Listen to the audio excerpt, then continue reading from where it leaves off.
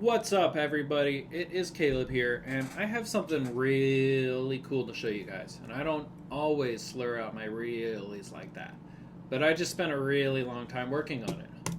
So what this is a LiDAR keyer, okay? I have my GUI up here. It is called My, because it is a custom program, and I don't know how to change the name of that. Anyway, what this uses is okay, so the iPhone 11 or the 12 or the 13 or the 14, they have a LiDAR sensor in there, and this LiDAR can measure depth. If I could show you what this would look like, I will, without going into full screen. We'll get into all this in a second. I just want to show you guys how to use what I made. So this is a depth camera you are seeing right here. What it is gray objects will be close to black because their brightness represents the actual distance in meters that object is away from the sensor. So as I go back, it gets brighter. That gets divided by 5. So the actual value of the pixel is the meters away that it is. So that said, values over 1 will just all appear as white because they're actually coming through like 2, 3, 4, 5. So this max depth camera here is the max depth in meters that is to your backdrop. What you want to do with this to set it up properly, well, first let me go over the install. The install is all done. I can't walk you guys through the install, because it's already installed on this computer, and it's one of those kind of obnoxious installations that sometimes doesn't work. Like this isn't working on one of my computers, and I can't figure out why. Once I figure out, I'll tell you. But basically, I'm having trouble installing Record3D. So here's the instructions that I followed. Install CMake, and CMake can be found on this website.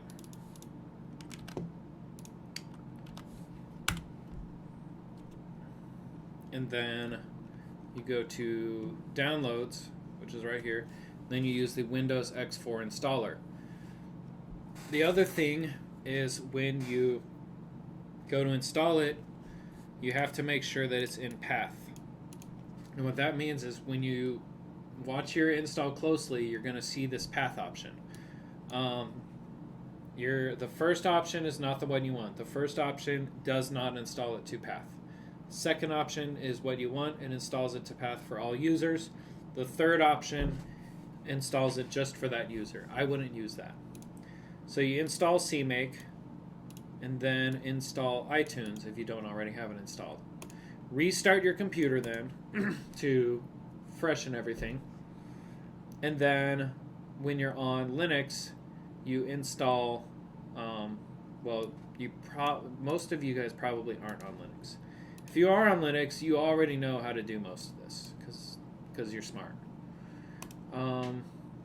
I did the Python installation because I didn't want to do the C++ installation. So what they mean by this, it's not very clear. It's a program called Anaconda Prompt. Either that, or you can just use command prompt like this.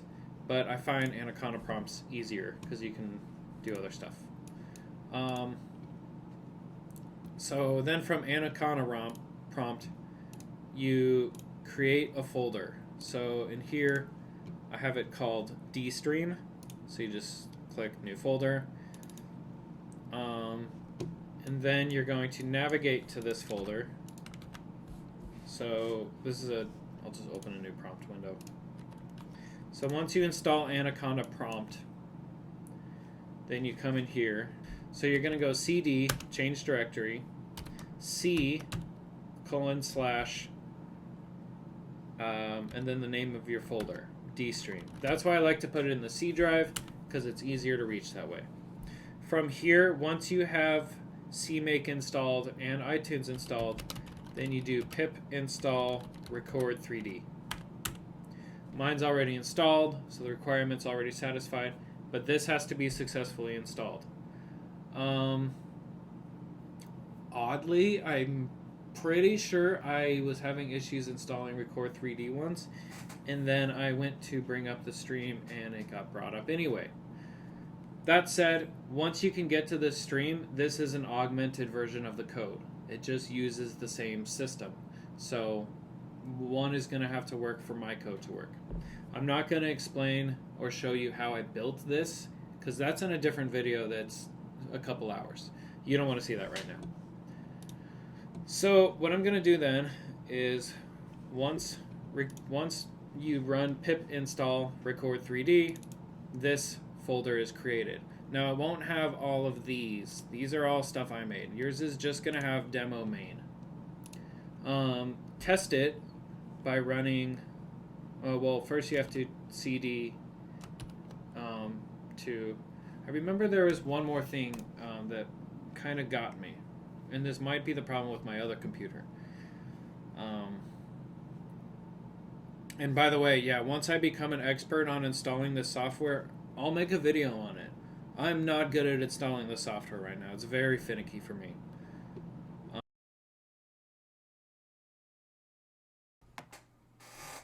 After you get all set up and installed, and before you run the script, you're going to have to install your dependencies. There's only two, so navigate to your folder, which in this case is dstream Record3D. And then you're going to have to do pip install cv2.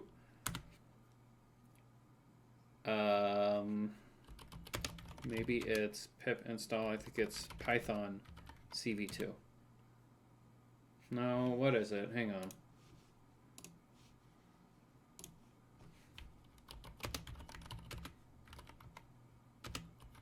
Maybe it's cv2-python. Yeah.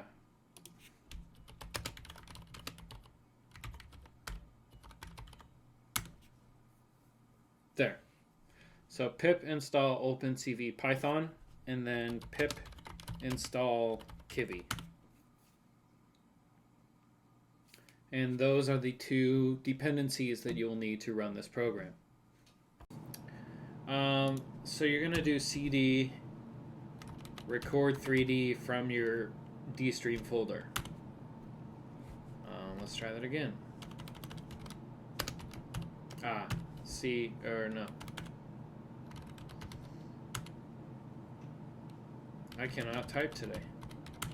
Okay, now that we are in Record3D, we are in this whole folder. So now you say to test it on your version first, demo or Python demo-main.py. And there you see. Once you have that though, there is a couple quality of life features that I made on my version. So let's boot up my version, and I'm just going to simply tell you how I made it, or tell you how to use it. Now that we have our installation out of the way, let's run the software and check out the features. To run it, you're going to go into Anaconda prompt, and you're going to run this line. Now granted, this folder, this title here, is replaced by your actual folder name that you stored in your C drive. This is assuming that Record3D is in a folder called Record3D, which it probably will be, and then this is your actual file name. So note that this wouldn't have worked because I've recently changed the name to rgbkey. So you go ahead and run that, and by default the RGB key is off, and you can size this window. You cannot, however, resize these. I'm going to try to get that in a later update if enough people show interest. So your max depth, how this LiDAR works, and by the way, on this gray here is just to show you what the depth cam looks like. I'm going to check it out in the final script, but if you want to bring it back, all you have to do is uncheck that, and I'm going to show you how to do that. So the depth cam, how it works is the closer an item gets, the closer it gets to 0, because the actual distance from the sensor to the item or to the surface is approaching 0. The pixel value represents its exact distance to that object. So as my hand goes back, it gets brighter. It's doing this because my max depth here is set to 5 meters. So this pixel value is actually showing, if I'm at 1 meter away, it's actually showing a value of 1. If I go past that, the value will only increase past 1.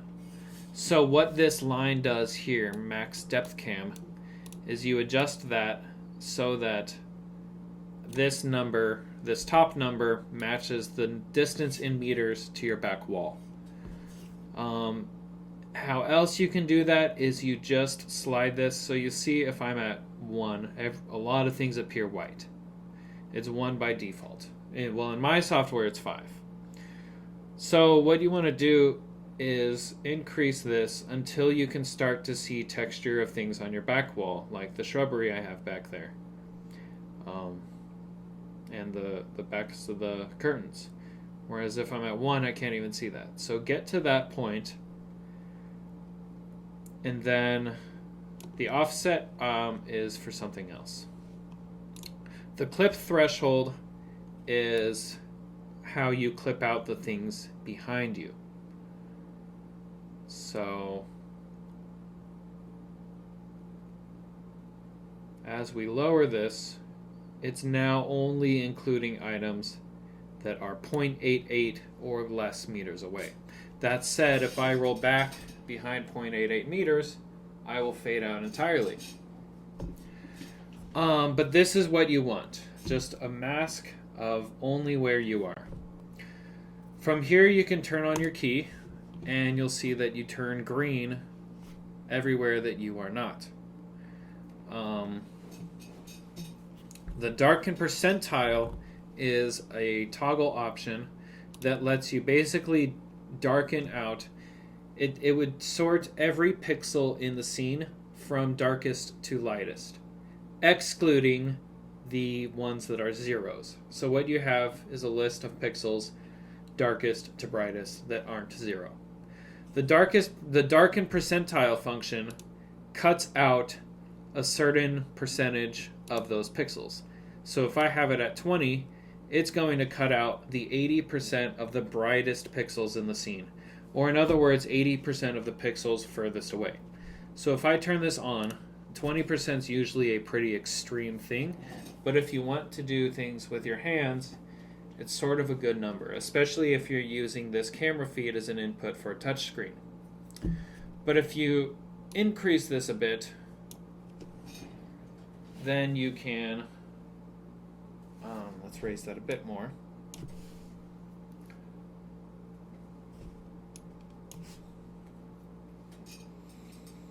There you go. Now that's 100%, so it's not doing anything in that case. But that's how that function works. The other function that's kind of cool is this offset. So let's say I have, now this by default, if you get too close, will cut it out. But let's say I have a microphone right here, and I know that it's out of frame, but I'm trying to cut it out of the way.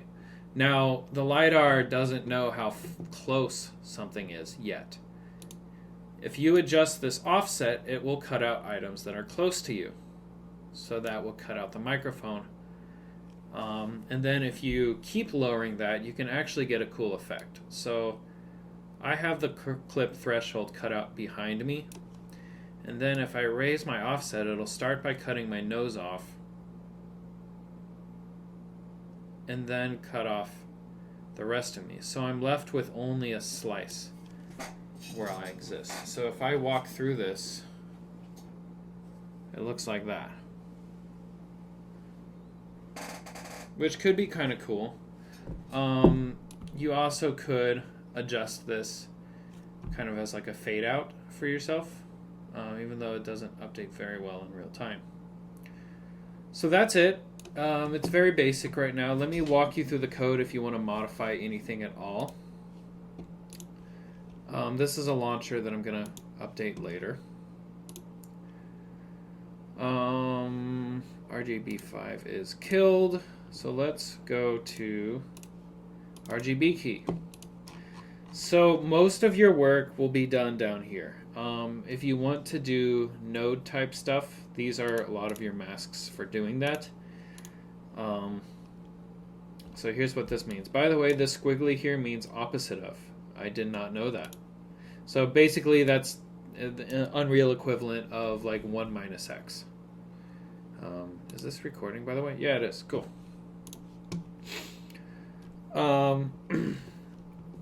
So let's just walk you through this last part.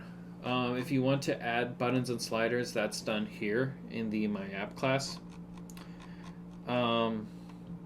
Which adding buttons and sliders is actually fairly easy. So this means, well, let's go from the top. Our depth, we get our depth frame, and that is just unnormalized. That is 0 to the number of meters away it is. Then we get our RGB frame. This is an old line. Once we have our RGB frame, it always comes through way bigger than the depth frame. So what I like to do is resize the RGB frame to match the depth frame. If you don't want it to do that, simply just check it out. You have to do this because for some reason it comes up in a different orientation. And then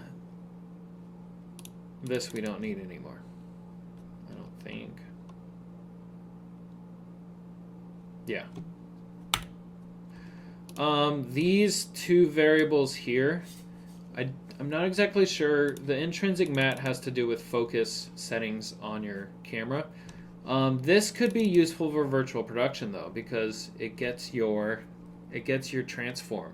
So you could actually feed this if you could figure out how to export this, you could feed that number into Unreal and then have it sort of move around your environment if you have a virtual backdrop in.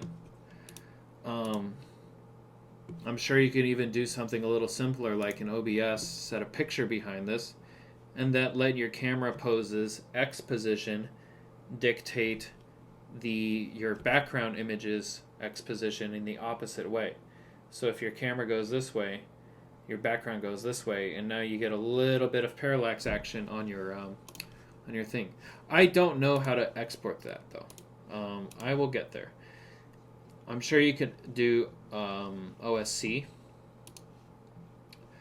And then let's see what other goodies are in here. So we've talked about that. I'm gonna change this whole camera 1 thing to just camera. And then you know what? Just for funsies, let's print the camera pose. If that works, cool. Let's try it. Oh, awesome.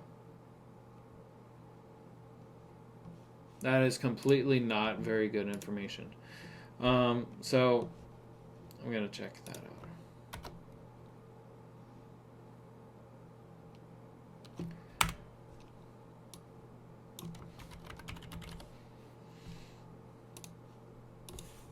All right, now it just says running. Okay, this line, so I don't know what this line does, to be honest. I think that flips the camera depending on what sensor I'm using. This line, RGB resized. I don't know what that line does either. I know what these two lines do though. This line gets the toggle button state from my app. This is what I was talking about. It's easy to add buttons. All I did to add this second button was copy this down, copy that block down to here, and then change key from toggle. Change its change what it adds there, and then change the description. And then using that, this is how you call it inside this inside demo app, because they're separated by my app and demo app. Oh, you know what? I don't know what that's for anyway. I thought I remembered. So we get our two button states, which we use for later, and we store them to variables. This line is responsible for the clip threshold.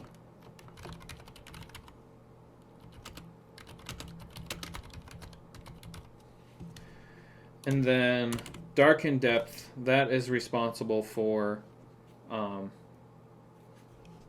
well, here is just where this line is where it only copies off from the depth texture and then assigns it to a different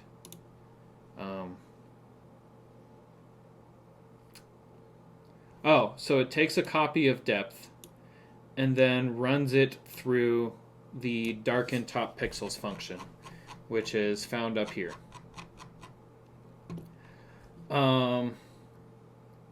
That darken top pixels function also has a few arguments, such as toggle button state. Is it pressed or is it not? And then percentile. And then by the percentile. So then what that feeds into is if the toggle button state is down, then it uses darken depth as the feed in for applying the key. So it factors in darken depth instead of depth. This line will be implemented later.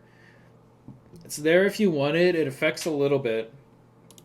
All it does is blur the depth, this depth that was going to feed in by a little bit. But right now it's stored to a separate texture. So if you wanted to use it, you would have to take off depth blur.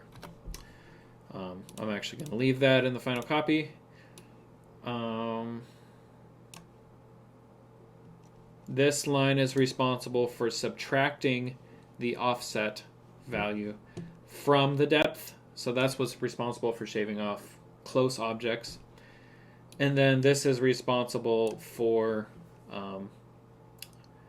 creating a Boolean mask that represents where the pixels do not meet the range of 0.05. So if they fall below that range, it's set to false. This is the main reason here why the mask is grainy. I would like to eventually do something more like blur this. Well, blur depth, which is why I did that.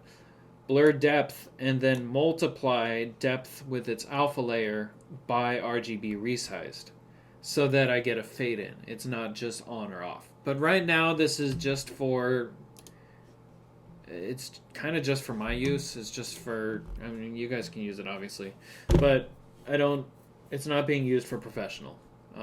It's just being used for streaming. So it could be a little bit of grain, but I am going to work on that.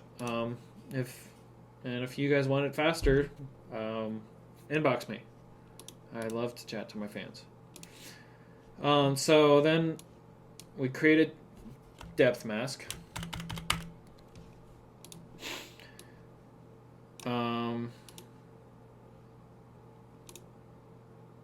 All right, and then for some reason, if there's a squiggly here, it thinks I'm not referencing that. And then I add that squiggly back in. doesn't grayed out. So then what this does it says if your key button state is down, then RGB resized where there's depth mask becomes green. And so here's where you would change, if you want to change the color value, now it's going to be yellow.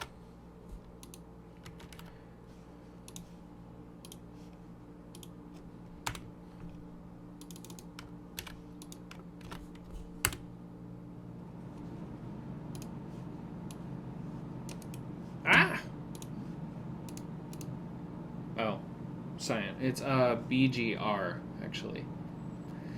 So yeah, that's how you change the color of the actual background. But usually it's just going to be green.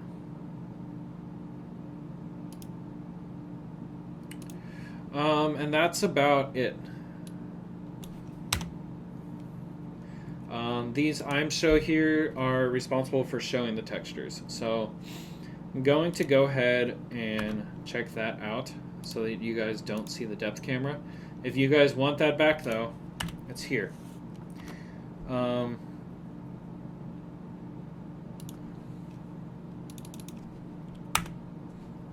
Delete that.